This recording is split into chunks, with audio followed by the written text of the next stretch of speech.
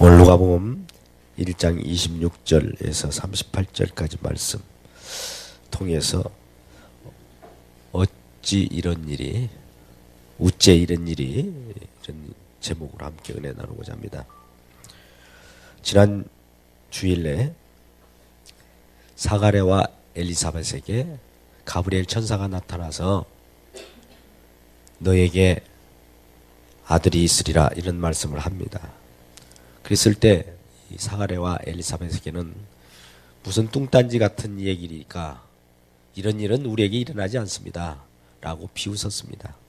마치 사라가 이삭을 하나님께서 주신다고 할 때도 비웃은 것처럼 그 비웃음을 통해서 하나님은 놀라운 역사를 가져옵니다. 인간의 비난과 우리의 조소를 안고 하나님은 기적을 행하십니다. 놀라지 않습니까? 우리들이 하나님은 그럴 뿐이야 라고 긍정해주고 하나님 이렇게 하실 것이야 라고 기대하는 가운데에서 어떤 일을 벌이시는 하나님이 아니라 인간의 비난, 그럴 수 없습니다 라고 하나님을 오히려 의심할 때에 하나님은 일을 벌이시는 하나님입니다. 그래서 이 어찌 놀라운 일이 아닐 수 없습니다. 우리는 갑작스럽게 어떤 일이 벌어지면 황당한 일이 벌어졌다라고 하죠. 하나님은 황당한 일 같은 그런 것을 가지고 우리에게 다가옵니다. 생뚱맞는 일, 어떻게 보면 생소한 생경한 일을 가지고 우리에게 다가오셔서 우리가 이 땅에 익숙한 이 익숙함은 우리의 어떤 무감각한 것을 가지고 옵니다. 항상 그렇게 살아왔고 또 감동도 없고 감정도 없는 우리들을 일깨우는 방법은 생소한 것을 가져와야 돼요. 하늘의 것은 생소합니다. 우리들이 익숙할 수가 없어요. 우리들이 갖고 싶은 그런 것이 아닐 수도 있어요. 그러한 것을 가지고 은혜로서 우리에게 다가오시는데 오늘 말씀 속에서도 마리아에게 다가오셔서 천사 가브리엘을 통해서 내가 아들을 잉태하리라 이런 말씀을 해요. 그러면 이 마리아가 어떤 여자입니까? 요셉이라고 하는 자하고 약혼한 상태에 있어요. 이건 결혼과 같은 겁니다. 아직 그러나 동침도 하지 않은 상태예요.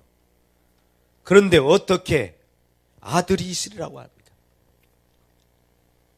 처녀에게 다가와서 네가 잉태하였다라고 한다면 여러분 깜짝 놀라지 않습니까? 같이 합궁도 안 했는데 이런 일을 하나님이 천사를 보내가지고 잉태하였다라고 한다면 어떤 일이 벌어집니까? 우리들은 활짝 놀라죠. 이게 무슨 일이야? 어찌 이런 일이? 이게 하늘 세계의 은혜입니다. 우리는 익숙함을 가지고 하나님을 구합니다.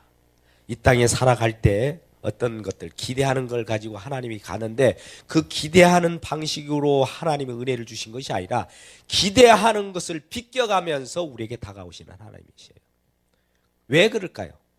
왜 하나님은 우리의 기대를 저버리는 식으로 우리에게 다가오실까요? 그건 우리의 기대하는 바가 하나님께 나갈 때 우리들이 기대하는 바는 우리의 것, 나의 것, 나의 소유적인 것이기 때문에 나의 욕심적인 것을 가지고 나가기 때문에 그건 바로 탐심이 서려 있어서 그 우상이 서려 있기 때문입니다. 탐심은 우상입니다. 우상 숭배예요. 그래서 우리가 기대하는 것이 마음에 어떤 소원을 두고 그 소원이 나를 위한 탐심이란 말이죠. 그러한 탐심을 안고 하나님에게 찾아가니 하나님은 그러한 기대를 가지고 기대에 부응해주는 은혜를 주신 것이 아니라 그렇게 가져오는 욕심으로 나를 찾는 것은 은혜가 될 수가 없고 그렇게 은혜를 부어줘도 너의 욕심으로 너의 공로로 너의 노력으로 소유화시키기 때문에 나는 그렇게 은혜를 그런 방식으로 주지 않는다는 겁니다. 하나님의 은혜는 우리들에게 생소하게 옵니다. 우리는 은혜 받기를 원하지 않습니까? 하나님 은혜를 내주세요. 우리에게 은사를 주세요. 그런데 막상 은혜와 은사가 임할 때 어떤 일이 벌어진지 아세요?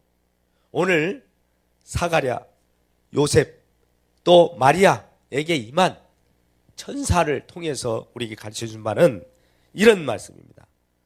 너희에게 28절 그에게 들어가 마리아에게 들어가서 천사가 말하기에 은혜를 받은 자여 평안할지어다 주께서 너와 함께 하시는도다. 자 보십시오. 여기에 은혜를 받은 자여, 마리아에게 은혜를 받은 자여 라고 하면서 은혜를 받았다라고 선언합니다. 그러면서 주께서 너와 함께 하시도다. 저와 여러분이 주께서 저와 여러분이 함께 하시길 주의 이름으로 축복합니다. 이게 은혜라고 그래요. 그런데 은혜를 입은 자의 모습이 기쁘고 즐거워야 될 텐데 우리 인간의 모습 속에서는 기쁘고 즐거운 것이 아니라 하나님의 입장에서는 기쁘고 즐거운 모습인데 우리들의 입장에서는 기쁘고 즐거운 모습이 아니에요. 은혜를 입은 자여 평안할지어다 라고 말하는 그 은혜가 우리에게 임할 때 마리아에게 임한 모습처럼 마리아에게 어떻게 임했습니까? 이렇게 임합니다. 은혜가 처녀가 그 말을 듣고 놀라 이런 인사가 어찌 하신고. 처녀가 그 말을 듣고 놀라 이런 인사가 어찌함인고. 인사를 할 때 은혜가 이런 인사를 합니다. 너에게 은혜가 평안할지어다, 은혜가 있을지어다 라고 하면서 올 때 31절 보라 내가 잉태하여 아들을 낳으니 그 이름을 예수라 하라. 여러분 이게 은혜랍니다. 처녀한테 다가와서 네가 보라 내가 잉태하여 아들을 낳으리니 이름을 예수라 하라. 이런 일이 벌어졌다고 하면 어떤 일이 벌어지겠어요? 나는 처녀예요. 근데 가브리엘 천사가 와서 보라 내가 잉태하여 아들을 낳으리니 이름을 예수라 하라. 이렇다고 하면 이게 은혜됩니까? 처녀인데 아직 남자를 알지 못하잖아요.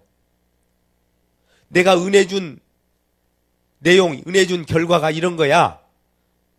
내가 잉태하여 아들을 낳으리니 그 이름을 예수라 하라. 이것이 은혜라는 겁니다. 여러분들이 지금 무슨 말씀인지 모르고 계시는데 처녀에게 나타나서 네가 아들이 있으리라고 하면 이게 은혜예요? 이때 사회 속에서는 처녀가 만약 잉태했다면 바람을 피워서 느닷없는 애가 남자하고 그런 일이 벌어져서 아들을 낳는다 해가지고 유대 사회에서 추방입니다. 못 살아요. 징계를 받습니다. 율법적으로 보면 이건 사형감입니다. 사형감과 같은 그런 분위기를 만들어 놓고 은혜를 받은 자에 평안할지어다. 이런 일이 있을 수 있습니까? 그런데 하나님은 그와 같이 임한다는 거예요. 이 말씀을 여러분들이 지금 이상하게 생각한 것 같아가지고 빌립보서 1장 29절 말씀을 한번 펴보겠습니다. 빌립보서 1장 29절을 말씀을 봐야 이해가 될 것 같습니다. 빌립보서 몇 장이요? 1장 몇 절? 29절. 자, 같이 읽을까요? 320쪽 빌립보서 1장 29절 시작. 그리스도를 위하여 너에게 은혜를 주신 것은 다만 그를 믿을 뿐 아니라 또한 그를 위하여 고난도 받게 하려 하심이라. 자, 이 말은 무슨 말이냐면 하나님의 우리에게 은혜를 주신 것은 우리를 위하여 주신 것이 아니라 누구를 위하여? 그리스도를 위하여 너에게 은혜를 주셨다. 자, 제 말이 아닙니다. 그리스도를 위하여 너에게 은혜를 주신 것은 우리 좋으라고 우리 기대에 의해서 하나님 은혜를 주신 것이 아니라 예수 그리스도를 위하여 하나님께서 우리에게 은혜를 주셔요. 근데 그 은혜를 주신 것은 우리가 예수를 믿게 하는 것뿐 아니라 무엇을 위하여? 고난도 받게 하려 하심이라. 예수를 위하여 고난도 받게 하려고 우리에게 은혜를 주신 거예요. 우리는 단지 하나님 우리에게 은혜를 주시면 우리의 기쁨과 우리의 유익과 우리의 그 평안함을 위하여 은혜를 주신 것으로 우리는 생각하잖아요. 이것을 기대하고 나가잖아요. 이것이 바로 탐심이고 우상숭배라는 거예요. 그런데 우리가 은혜를 받으려고 하면 우리가 하나님의 도구로서 하나님의 영광을 위하여 예수 그리스도에 위하여 고난도 받겠습니다라고 받는 그 은혜가 하나님이 주시는 진정한 은혜라는 거예요. 이러한 은혜를 누구에게 주셨어요? 하나님께서 마리아에게 주신 거예요. 마리아에게 와서 무서워 말라, 네가 하나님께 은혜를 입었느니라 30절 이렇게 말씀하시면서 보라, 내가 잉태하여 아들을 낳으니 그 예수를 이름을 예수라 하라. 은혜를 입고 나서는 이 처녀가 마리아가 이제 잉태를 합니다. 아들을 잉태해요. 남자도 없이. 그거에 바로 고난입니다. 많은 주변 사람들이 어떻게 처녀가 아들을 잉태해서 아들을 낳게 될까? 저건 무슨 일이 있을 거야? 수근수근거리고 비난하고 조롱하고, 그러한 속에서 하나님은 뜻을 이루어가고 예수 그리스도의 일을 펼쳐나가는 그런 일들이 벌어진다는 거예요.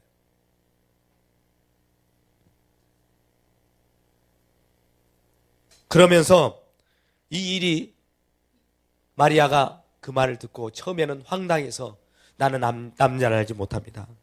나는 남자를 알지 못해요. 남자가 없었습니다. 이렇게 변명을 할지라도 마지막에 이렇게 수긍하는 모습을 봅니다. 38절 마리아가 이르되 주의 여종이오니 말씀대로 내게 이루어지이다 하며 천사가 떠나니라. 천사가 처음 나타나서 하나님이 보낸 가브리엘이 나타나서 네가 은혜를 받았다. 너는 처녀이지만 아들을 잉태할 것이다. 아들을 낳을 것이다 라고 하니까 이것을 믿어지지 않고 처음에는 머뭇거렸어요.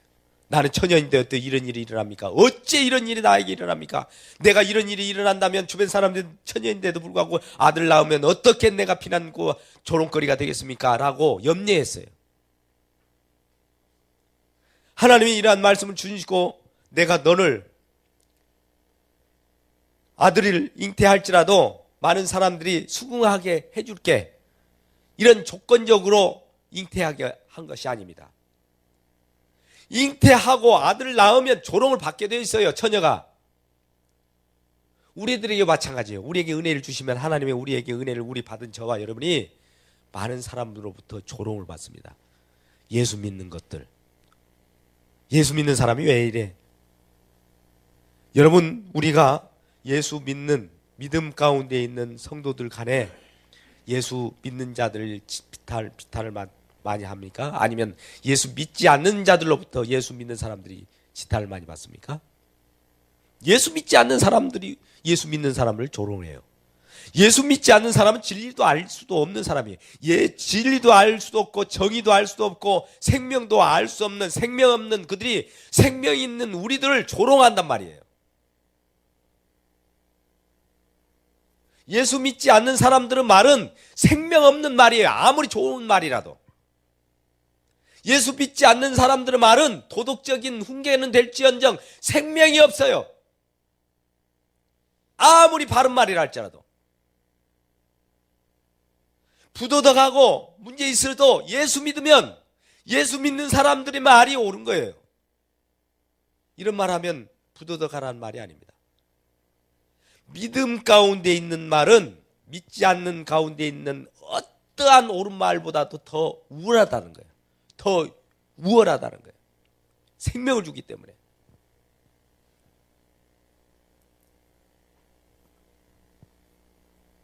오늘 이 말씀을 통해서 우리는 몇 가지 우리가 받아야 할 교훈들이 있습니다. 하나님의 은혜는 우리가 생각하는 것과 전혀 다른 방법으로 우리에게 다가온다. 우리가 기대하는 방법으로 하나님은 역사하지 않는다라는 것이 보편적입니다. 그러니 우리의 기도도 우리가 소원 성취하는 기도는 세상 이방인들 기도와 똑같아요. 종교인들 모두 하나님을 찾는, 세상 예수를 찾지 않고 다른 종교인들도 하나님을 찾아요. 그들만의 최고의 신을 찾거든요. 그것들도 다 자기 유익을 위하여 하나님을 찾는데 그러한 하나님을 찾는 것은 모두가 우상이다라는 거예요. 우상 숭배하는 거예요, 여기에. 그래서 우리는 하나님을 찾을 때 예수 그리스도를 위하여 내가 고난도 받아야 하매 그러하기 위하여 은혜를 주십시오. 그러하기 위하여 저에게 힘을 주세요. 그러하기 위하여 저에게 여러 가지 은혜를 주십시오라고 기도해야지, 나에게 위로와 힘을 주시옵소서. 왜 뭐 하게요? 나에게 힘과 위로가 뭐가 필요한데요? 세상 일을 하는 데 있어서 위로가 필요합니까? 우리에게 위로는 하나님을 위하여, 예수 그리스도를 위하여 위로가 필요하고 그러한 힘이 필요한 것이지, 세상 일, 세상 사람들고 먹고 마시며 즐길 수 있는 그런 데 힘과 능력을 달라고 빌어서는 안 되는 거예요. 기도가 달라요. 그렇기 때문에 예수 믿는 사람들의 기도는 세상 사람들의 기도가 달라야 됩니다.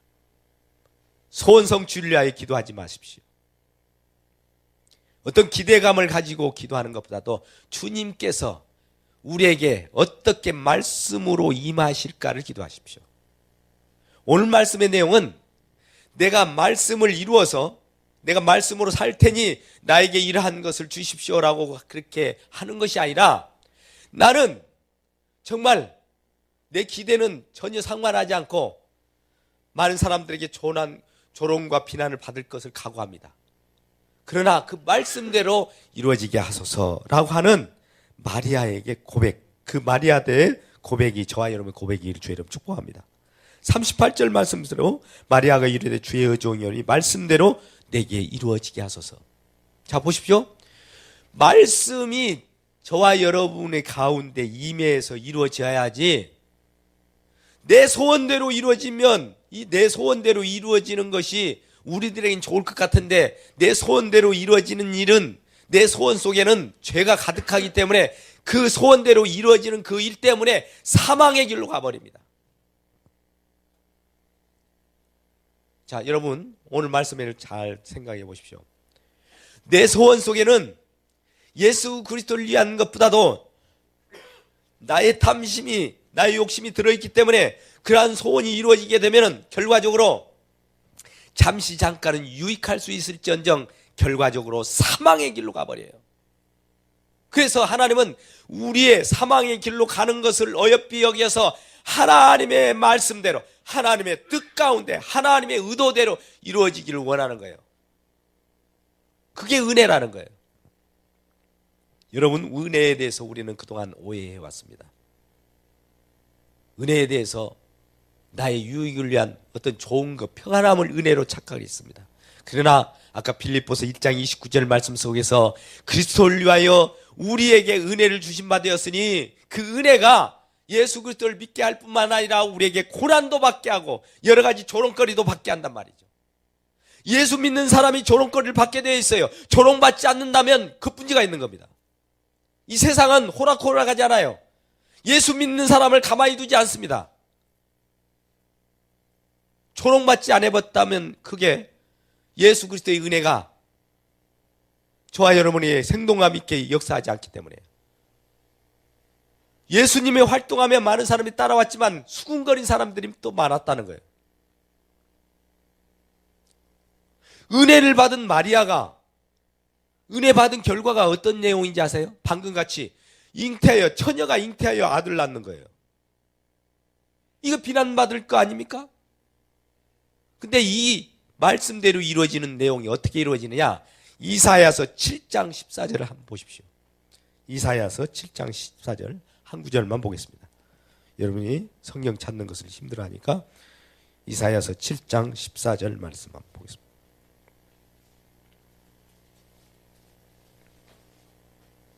구약성경 976쪽입니다.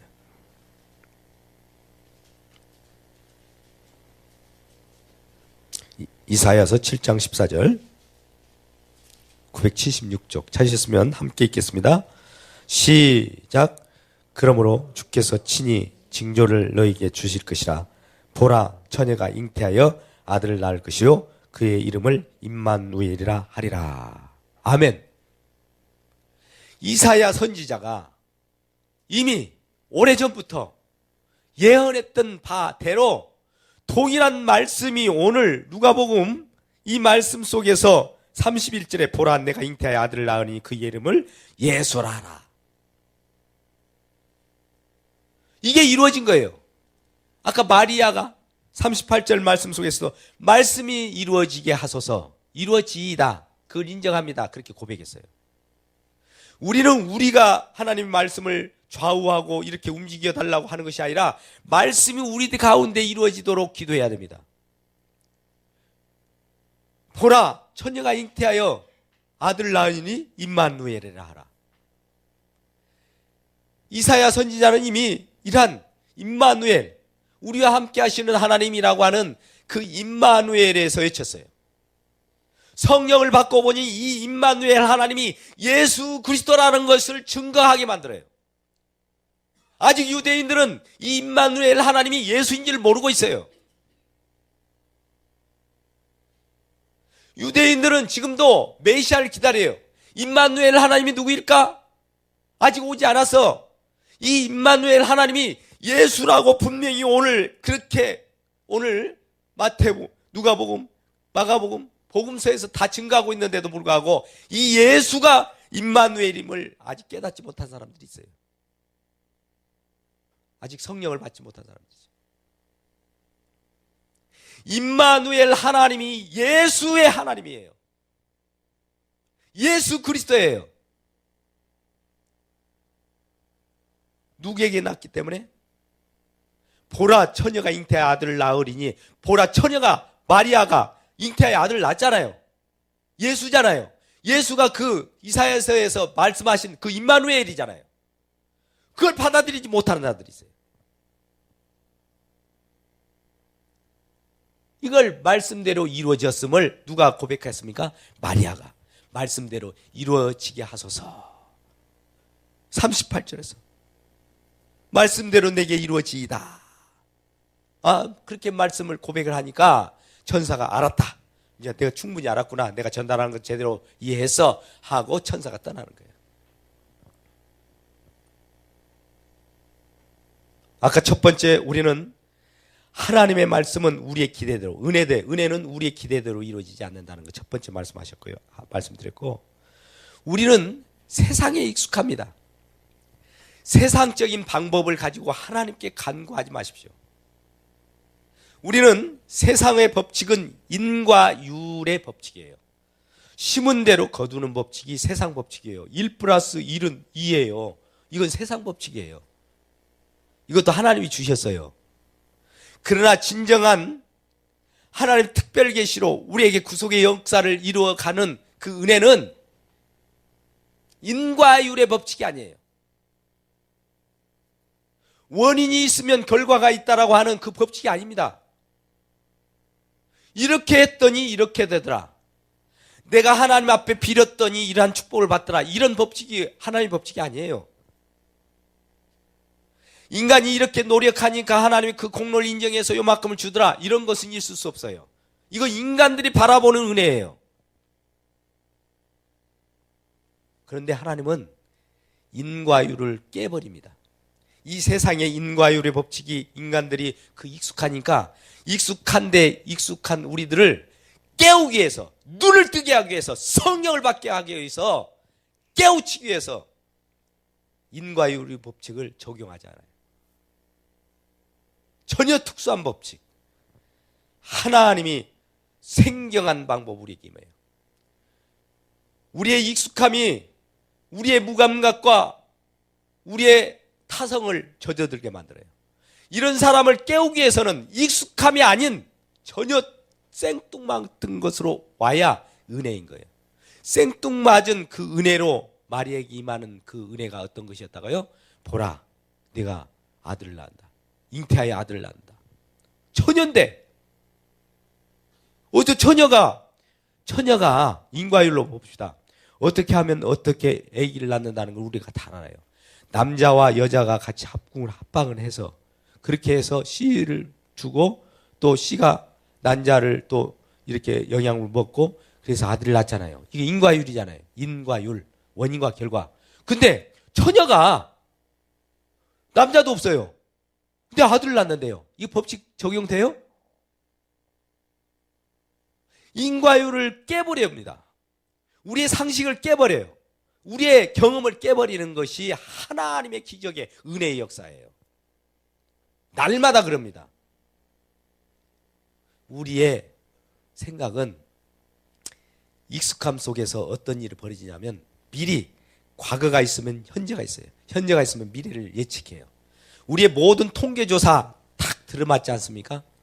정확하게 앞으로 내년 6월달 지방선거가 또 일어나는데 딱 출구조사를 딱 몇 명 샘플로 하다 보면 데이터 탁 집어넣으면 그냥 그 시뮬레이션으로 빙 돌아가지고 통계가 탁 누가 당선자가 금방 나와버려요. 이게 통계예요. 인과율의 법칙이에요. 세상 법칙이에요. 이 세상 법칙을 가지고 하나님 앞에 이렇게 나오잖아요. 그러면 지금 마리아가 처음에 나는 아직 남자를 알지 못하는데 어떻게 그런 일이 있습니까? 라고 하는 그런 마음과 동일한 거예요. 남자가 있어야 아들을 낳는 것은 상식인데 어째 이런 일이 오늘 제목처럼 어째 이런 일이 일어납니까?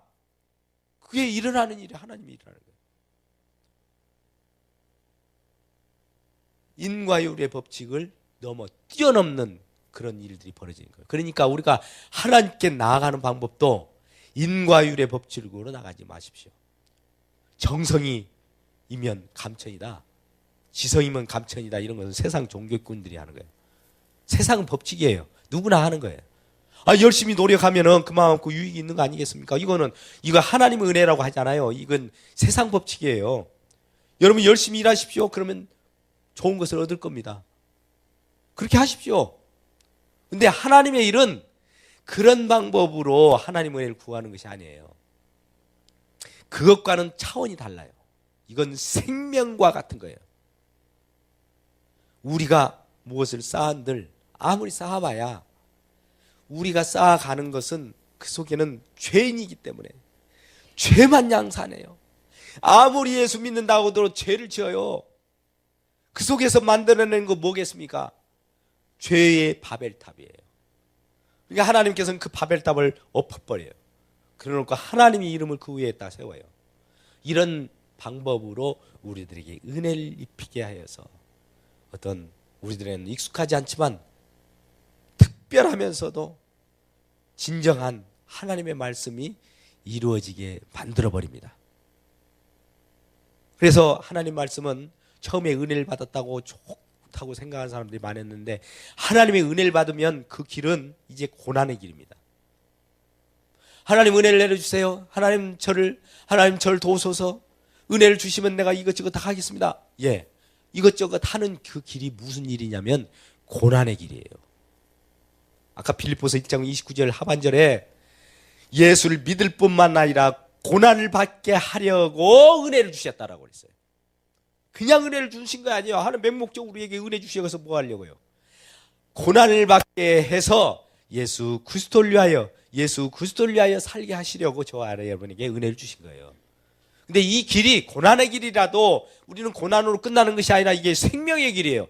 영원한 생명. 이 영원한 이 생명이라고 하는 것은 우리가 해보자고요. 인류 역사 지금 있는 인원을 한번 생각하자고요. 70억이라고 하는 인구가 있습니다.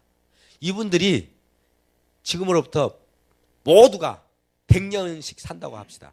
70억 인구가 100년씩 다 살아가는 그 횟수만큼 내가 산다고 할 때도 이거 굉장한 큰 생명입니다.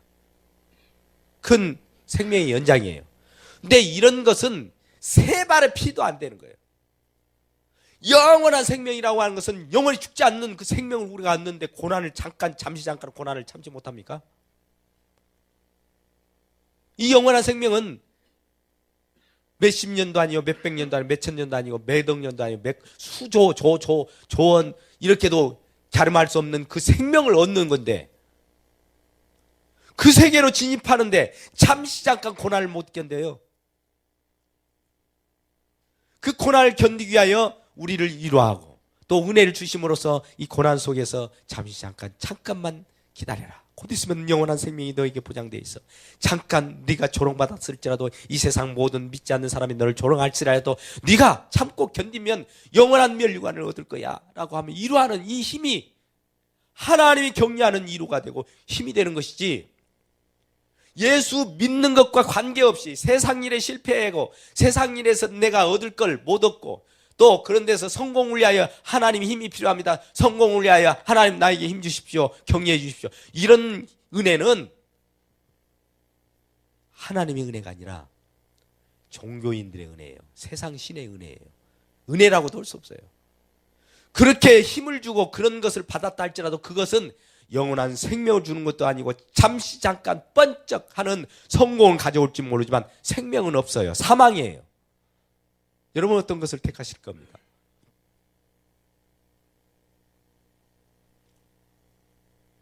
이러한 은혜를 가져오는 분이 마리아 처녀가 잉태하여 아들 낳으니 아들이 이름을 예수라 하라.